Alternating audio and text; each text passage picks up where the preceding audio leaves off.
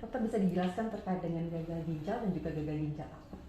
Oh ya, mengenai gagal ginjal. Gagal ginjal itu sebetulnya per definisi adalah gagalnya ginjal melaksanakan fungsinya.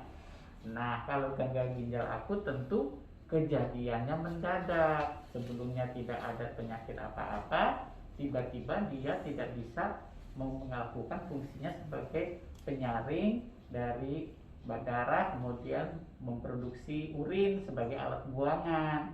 Nah, kalau kejadian itu tiba-tiba sebelumnya tidak ada, maka kita sebut gagal ginjal akut. Oke, ini bisa dapat mengakibatkan apa saja nih dok? Terutama pada anak. Nah, spesial untuk anak ya, gagal ginjal akut pada anak tentu yang terjadinya pada usia anak-anak mulai dari 6 bulan yang paling muda dan yang paling tua adalah usia 18 tahun. Baik. Terbanyak frekuensinya kita dapatkan di anak balita 6 bulan sampai 5 tahun. Nah, terkait dengan pertanyaannya menyebabkan apa? Nah, kita tahu ginjal itu untuk membuang sisa-sisa makanan yang tidak berguna. Boleh dikatakan membuang limbah. Nah, kalau alat pembuangannya rusak, maka limbahnya numpuk di badan. Boleh dikatakan badannya mengalami keracunan, ya, mengalami keracunan. Nah, apa yang terjadi? Pertama, pada saat anaknya keracunan, anaknya menjadi lemas, kemudian seperti orang kena racun, toksin, ya, anaknya tampak toksis. Yang kedua, cairan nggak keluar.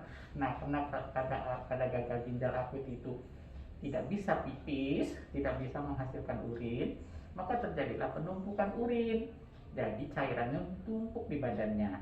Yang terjadi apa? Anaknya menjadi bengkak, kemudian cairannya menumpuk di paru-paru. Kalau cairan menumpuk di paru-paru, anaknya akan sesak. Jadi kita udah dapat dua tanda nih, anaknya bengkak, anaknya sesak. Sebelum itu sampai terjadi, tentu kita melihat bahwa anak ini selain lemas juga tidak bisa pipis.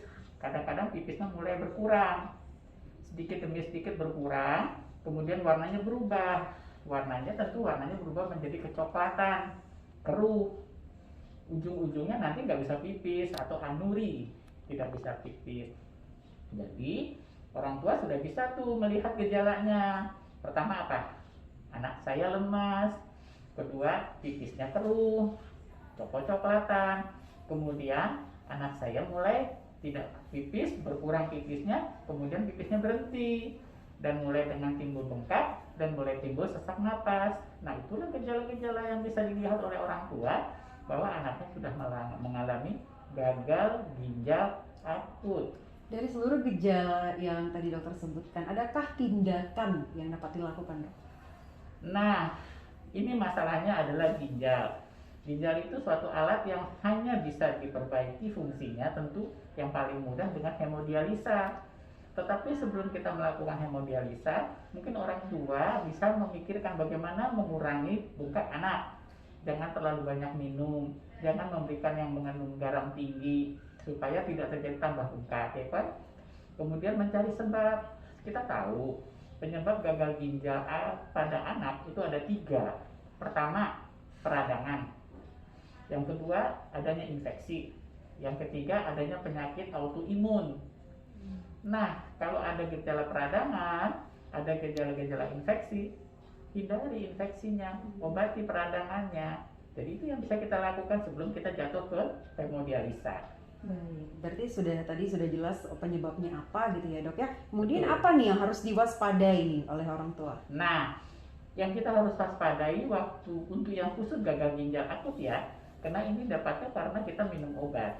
Nah, pada saat anak kita demam, anak kita infeksi, kita otomatis refleks ya memberikan obat turun demam. Obat turun demam itu isinya sebetulnya paracetamol. Tetapi kita kan kalau beli yang sudah sirup, itu kan paracetamolnya tidak lagi murni.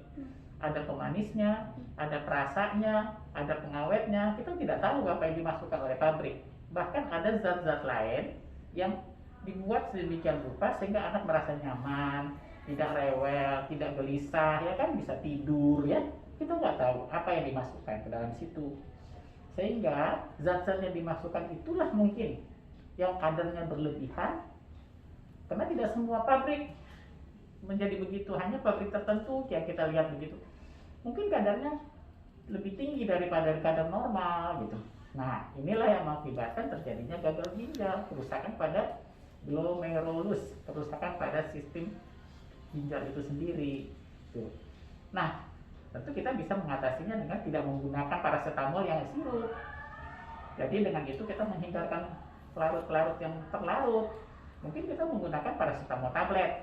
Bisa pada anak-anak kita gerus, jadi puyir, jadi mudah kan?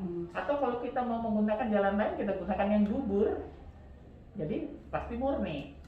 Atau kalau kita sudah tidak mau pakai paracetamol sama sekali, kita masih punya yang lain, misalnya ibuprofen, ada yang sirup. Jadi masih banyaklah pilihan sebetulnya. Oke, baik. Tadi sekarang kan kita tahu bahwa paracetamol sudah dilarang untuk sementara ya, Dok, ya, di pasaran. Antisipasinya tadi menggunakan yang lain. Adakah hal lainnya, Dok?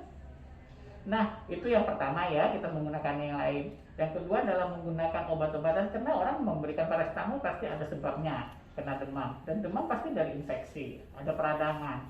Nah, obat-obat selain paracetamol yang kita berikan, mungkin kita kombinasi dengan obat radang, mungkin kita kombinasi dengan obat-obat infeksi, inflamasi. Nah, hati-hati dalam menggunakan itu. Kedua, kita nggak tahu, anak-anak zaman sekarang itu mudah untuk memakan makanan ya. Sambil dia makan obat, dia diberikan makanan cemilan atau apa ya, yang kita tidak tahu isinya juga mengandung zat-zat yang bisa bersinergi dengan paracetamol tadi ya, yang ada di dalam paracetamol tadi. Jadi kalau sudah menggunakan obat-obatan sedang sakit, jangan memberikan yang di luar itu makanan-makanan. Kita belum tahu efeknya, ya kan? Ada saran nggak, Dok, untuk yang terakhir untuk orang tua di luar sana mengantisipasi gejala sakit khususnya gagal ginjal akut ini? Sarannya gini, nomor 1 tidak panik. Nomor 2, penyakit ini kan bukan sesuatu yang terlalu ditakuti. Kenapa? Karena kita sudah mengenakan paracetamol murni itu sejak kita belum lahir nih. Kita sudah memakai itu, udah puluhan tahun kita memakai itu.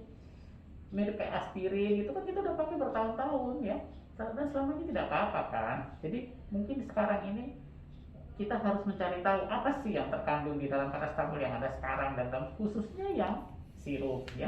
Jadi pertama, tidak usah panik.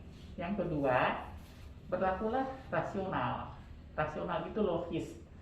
Anak kita sakit perlu turun panas, tidak ada paracetamol sirup ya kita gunakan yang lain, mudah kok semuanya.